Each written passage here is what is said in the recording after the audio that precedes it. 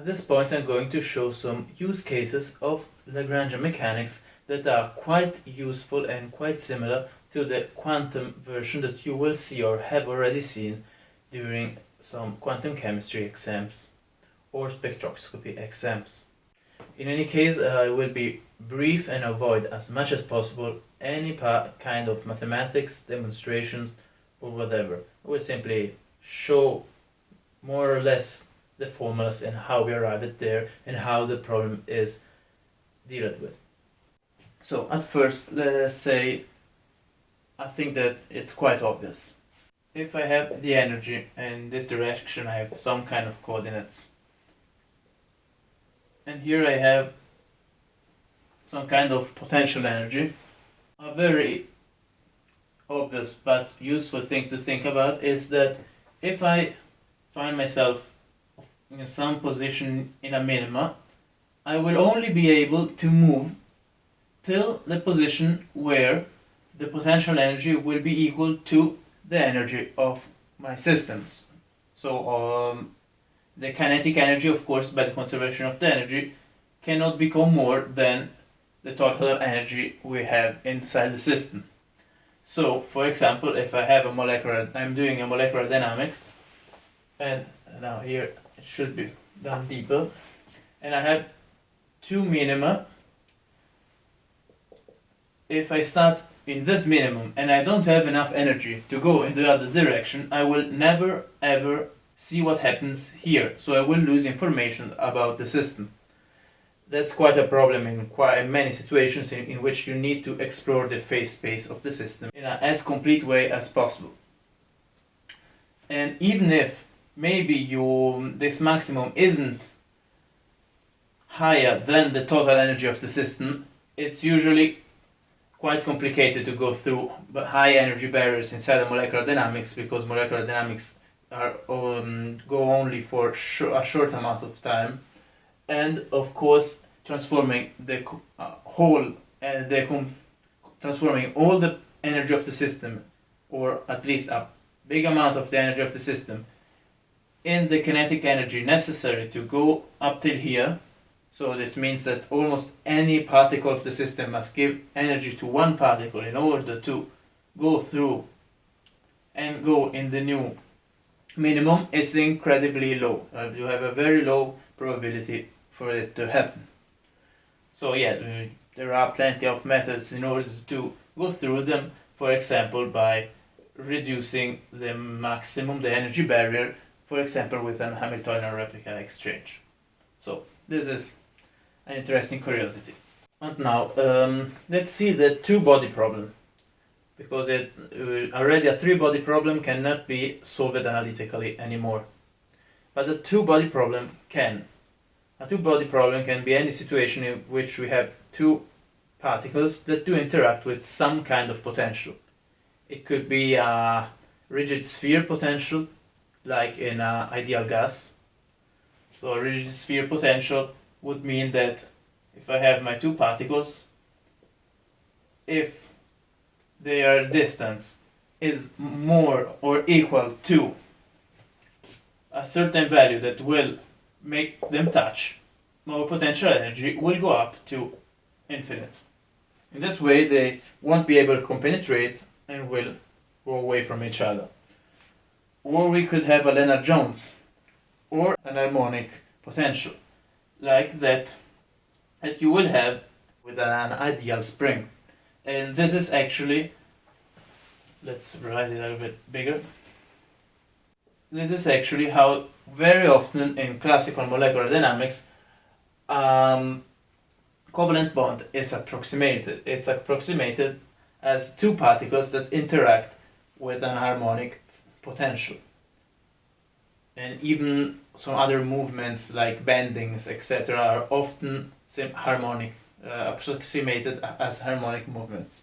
Okay, but how do we approach all these kinds of situations in which we might have the Lennard-Jones or rigid spheres or whatever strange kind of potential you might think about?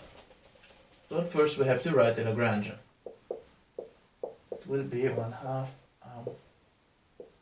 So now I have used the mass as we were working in Cartesian coordinates, but of course if we are not working in Cartesian coordinates, this won't be the mass, but will be some kind of function of coordinates.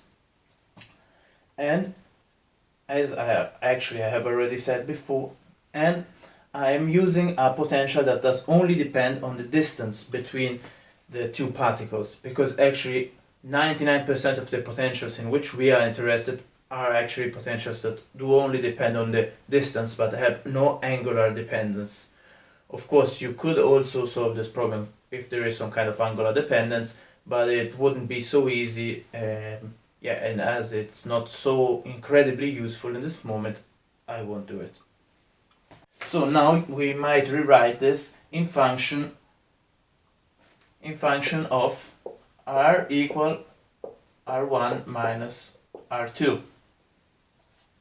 So we will have to define a reduced mass that will be mass 1 times mass 2 divided mass 1 plus mass 2, and r1 will be m2 r divided m1 plus m2, and r2 will be m1 r divided m1 plus m2.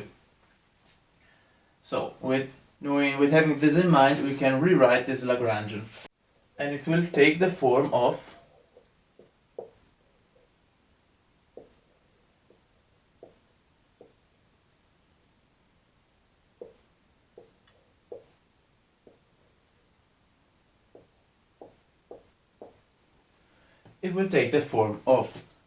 one particle with mass equal to the reduced mass that is moving inside a central field, where a central field is actually a field that does only depend on the distance from a certain centrum but has no angular dependency. So actually we can solve any kind of two-body problems with this kind of potential, so only depending on distance, as one body problem inside a central field. This of course can simplify calculations quite a lot. Of course, this approach is done in the reference system where the center of mass of the system is at rest. Of course, if we change in the reference system to one where the center of mass of the system isn't at rest, we will have to add the motion of the center of mass. And now, how do we solve this problem? So, one particle in a central field. How does it work and what's the approach? If we have a central field, as said, the potential energy does only depend on the distance between the body and my center and has no dependence on the angular path. So we can say that force on the particle will only depend on this distance.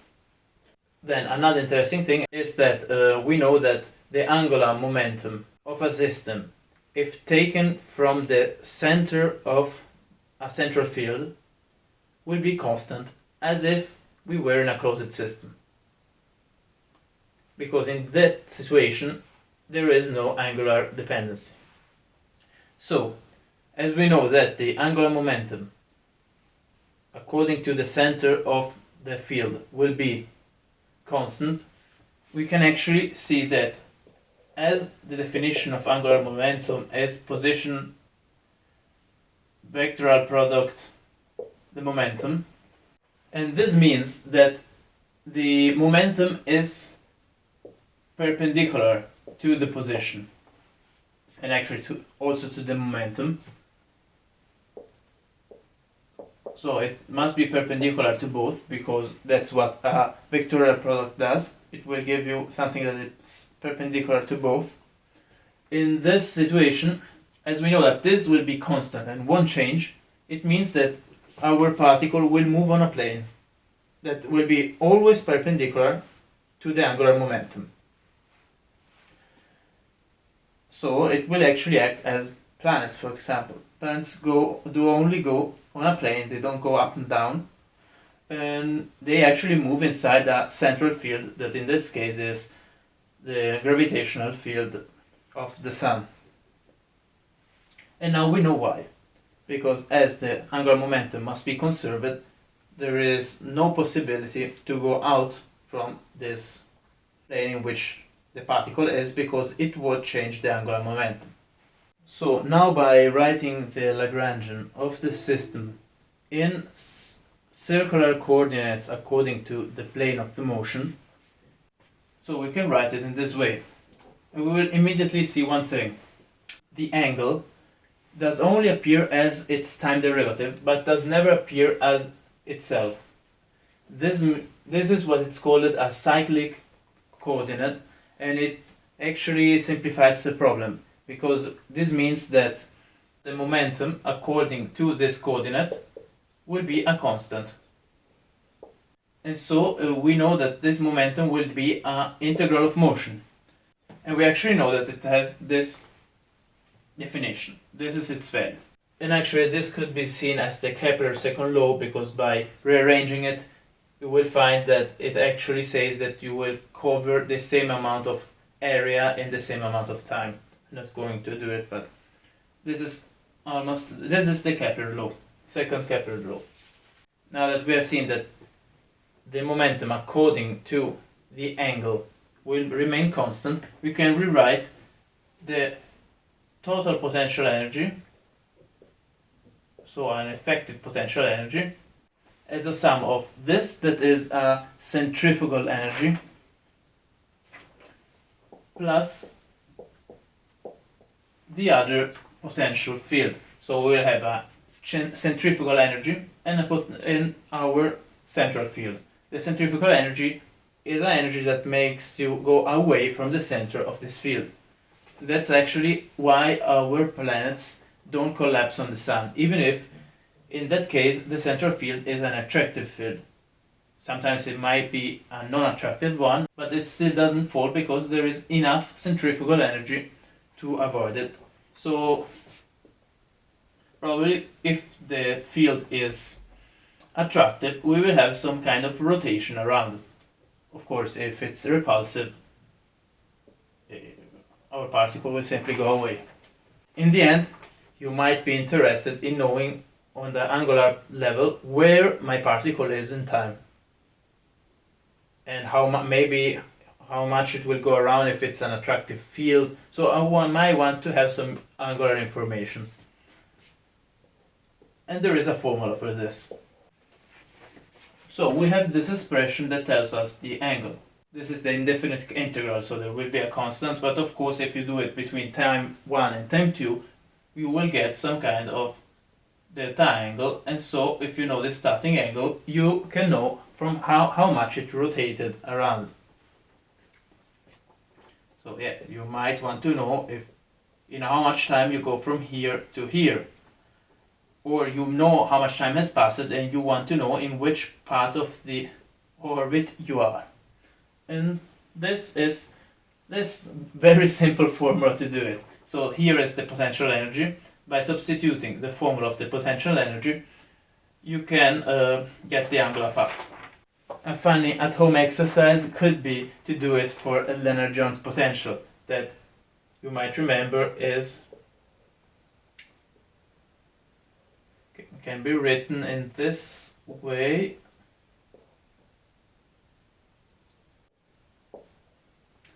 So, if you want, you can have fun in finding it for Lennard-Jones potential.